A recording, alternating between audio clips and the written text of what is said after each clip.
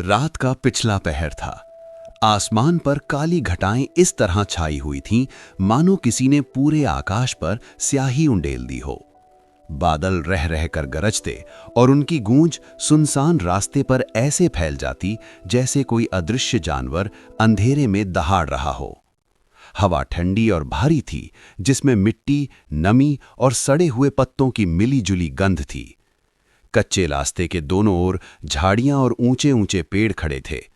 उनकी टेढ़ी मेढ़ी शाखाएं हवा के साथ हिलतीं तो ऐसा लगता जैसे काले साए हाथ फैलाकर किसी अनजान मुसाफिर को अपनी ओर बुला रहे हों। इसी सुनसान रास्ते पर एक पुरानी सी बैलगाड़ी धीरे धीरे रेंग रही थी। गाड़ी पर दो दोस्त सवार थे, रहीम और शैदा। रहीम करीब 40 साल का मजबूत कदकाठी वाला किसान था।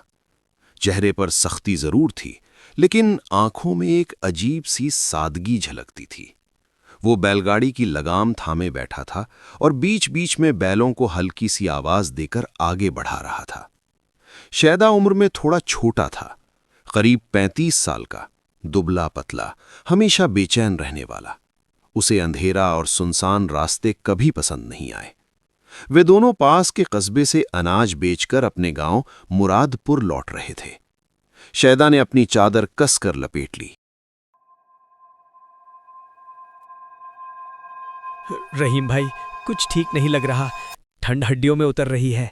मैंने पहले ही कहा था, शाम ढलने से पहले निकल चलते हैं, लेकिन तुम्हें तो मंडी के हिसाब किताब से ही फुर्सत नहीं मिली। रहीम हल्का सा हंसा। डरता क्यों है शेदे? ये रास्ता कोई नया थोड़ी है, रोज का आना जाना है। बस 2 कोस और फिर नहर आएगी, उसके बाद अपना गांव। शैदा ने चारों ओर नजर दौड़ाई। सन्नाटा इतना गहरा था कि बैलगाड़ी के पहियों की चरमराहट भी डरावनी लग रही थी। अचानक टन टन टन, दूर से किसी पित्तल की घंटियों की धीमी आवाज आई। शैदा चौंक गया। रहीम भाई, सुना तुमने?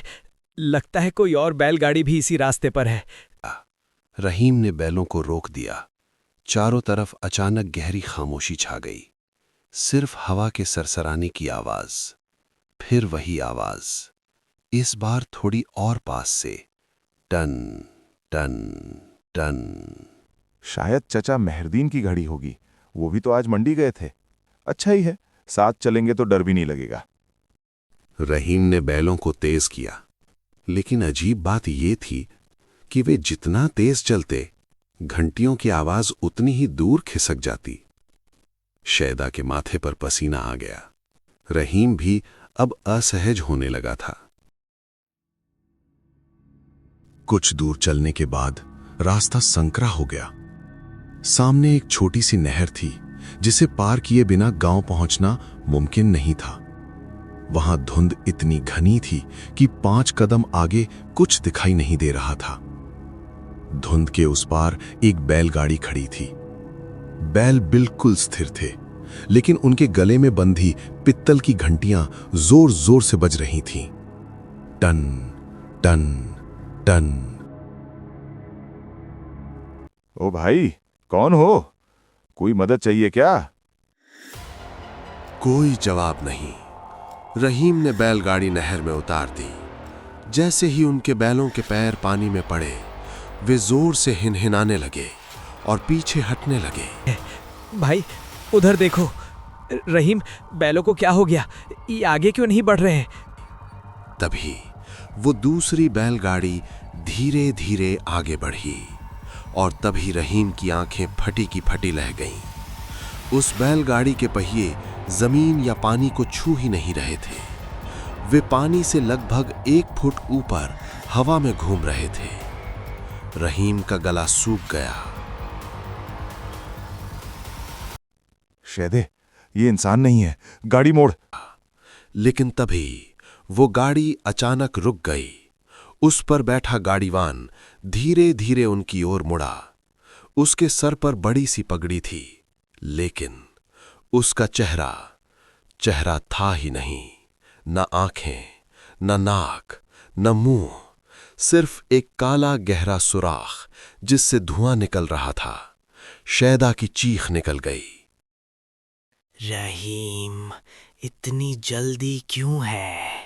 थोड़ी देर हमारे साथ भी बैठो। हम भी बरसों से इस नहर को पार करने का इंतजार कर रहे हैं। शैदा डर के मारे बेहोश होकर बैलगाड़ी के पीछे गिर पड़ा। रहीम कांपते हाथों से अपने गले का तावीज पकड़ा और अल्लाह का नाम लेने लगा। रहीम ने पूरी ताकत से बैलों को हाँका। बैलगाड़ी जैसे तैसे मुड़ गई और तेजी से दौड़ पड़ी। पीछे से घंटियों की आवाज अब चीख बन चुकी थी। भाग कर कहाँ जाओगे? इस कच्ची सड़क का अंत मेरी कब्र पर होता है। वो गाड़ी हवा में उड़ती हुई उनके पीछे आ रही थी। रहीम को लगा अब सब खत्म हो जाएगा। तभी दूर से फजर की अजान की आवाज आई, अल्लाहु अकबर, अल्लाहु अकबर। अजान सुनते ही वो छलावा, घंटियां, साए सब एक झटके में गायब हो गए।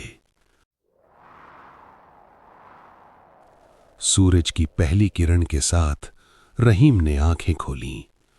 वे गांव के पुराने कब्रिस्तान के बीच खड़े थे। बैल जमीन पर गिरे हाँफ रहे थे। शैदा अब भी बेहोश था। उनके पैरों के पास एक टूटी हुई पुरानी कब्र थी। उस पर एक पीतल की घंटी पड़ी थी।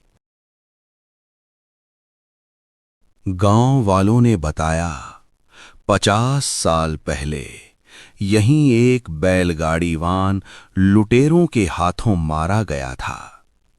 कहा जाता है उसकी आत्मा आज भी रात के अंधेरे में मुसाफिरों को अपनी गाड़ी के पीछे लगाकर नहर की ओर ले जाती है, और जो आजान या भगवान का नाम न ले वो कभी वापस नहीं आता।